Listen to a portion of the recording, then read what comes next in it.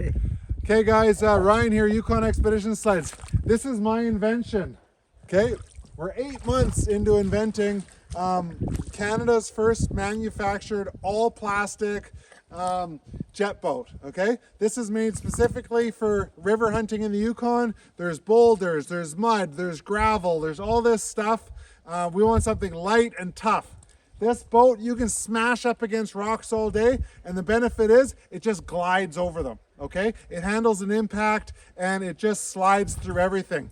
It's got a 12-degree V hull, so when you get in the real shallow water, you only have that little bit of a hull touching the bottom, and you've got the raised motor with the tunnel that allows you to propel. So we have no problem in 4 inches of water with this thing.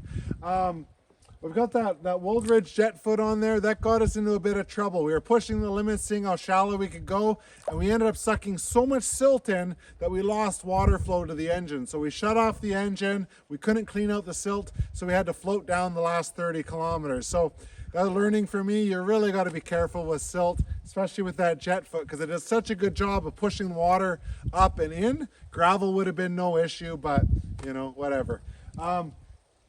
The motor, we got a 40 horsepower on here.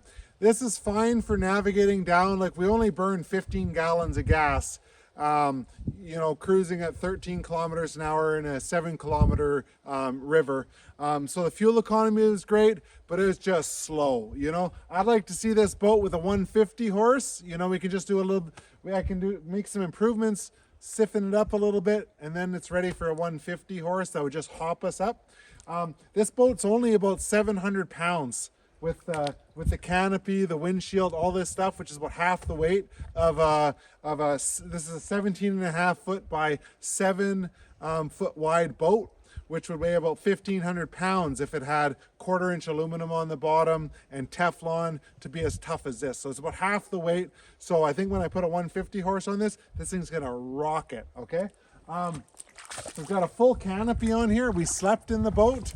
I know now that I definitely want to build some 16-foot high platforms, 16-inch high platforms for us to sleep on, so we can keep all of our stuff underneath. Each night we unloaded the boat and we slept on the floor, which was okay, but I think we could skip a step there. The Viver heater is amazing. We brought an extra 5 gallons of gas, and you know, we use that basically for thawing out the windows in the boat, is what we used it for. Because when we're hunting, we like to have the front open so you can see or shoot off the front. So the Viver heater was good. We used lever steering right here. So you notice we've got all glove boxes, which are really nice and handy. The full front of this thing's open. The lever steer, I don't know if it's because my motor isn't loose enough, like maybe there's a tension fitting in there to make it a little bit stiff, but this took about 3 days to get it used to. Like, swirling down the river, left is right, right is left. A little bit hard to get used to, but it's better than a steering wheel. Okay, so this is a pretty cool thing, because these jets, you always steer back, forth. The river is turning you this way and that way. So it's kind of a cool thing. It was nice to use standing up. But the main thing is that it was really nice having the full open front for loading things. The next thing is we had to paddle out of here. So I realized that I got to build in some proper oar locks. And we need like some good 14-foot oars so we could just stand here and oar. I feel like this would be really good for moose hunting, because it'd be really quiet and it could keep you warm in the morning, and then you don't have to worry about needing 2 people to paddle out. So that's an improvement I'm going to make.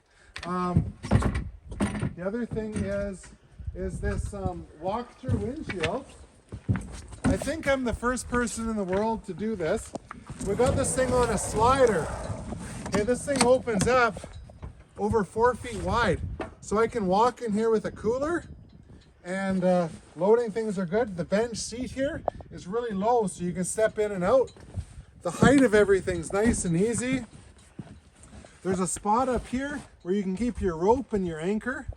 My next revision is going to be making this pocket bigger. So So we have a bigger area to shove the anchor in one side. This one's a little bit too tight, a little finicky. And we shove the rope in this side. So when we get to the shore, all we have to do is we grab the anchor and go. So that's good. The front's completely waterproof. So when we kill a moose, we can just throw it on here and we don't get any blood in the boat. We've got some drain holes down here, so it'll drain. So we took this thing through some rapids, like, you know, this is 2-foot waves, fucking rock solid. Like, you can have a dance party in this thing. Both people standing on both sides. It's so stable. It's got reverse chines in it. So I feel like this boat is untippable, okay? The 29-inch high sides, like, give you so much berth that there's no worry at all about a wave coming over. The boat kind of sits, the boat likes a lot of weight in the back, so the front sits pretty high. These headlights worked really good. So when you're coming in the dark, you can shine them right down in the water to see how shallow it is, or you can put them forward, or you can put them sideways. We got those on a light switch. We got a rock ejector here. This is a guy named Ken Schultz makes this rock ejector. And what you do is you pull this way, and it pushes a metal grate down on the engine. So go show. I'm gonna go look for a good time.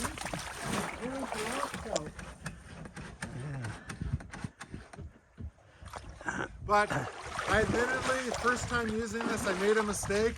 I had it filled up with rocks. I lost my steering. I failed to turn off the engine before I levered it. So then I levered it and it sucked some big rocks in. My bad. You know, you got to make a few mistakes, right? But all in all, this boat is fucking awesome. And I'm sure when we put a 150 horse on this thing, it will be unstoppable. And yeah, it just handles the impact of rocks and stuff like such a champ. So anyways, this is prototype 1.0. We'll be working all winter to make it look more beautiful. We'll look for ways to make it lighter and just as functional as possible for long range moose hunting. So we're gonna go home, we're gonna clean the silt out of the engine, we're gonna pack up and we're gonna go on another hunt. We're gonna be hunting upriver. I really wanna fill this thing up with a moose for you guys to show how it performs. But yeah, so far so good. I fucking love this boat. I know I'm sure everyone who will get to use this boat will love it. And I'm very excited about it. So I'm Ryan, I'm from Yukon Expedition Sleds. We're up here in Whitehorse, Yukon, and we build cool shit for hunting. That's it.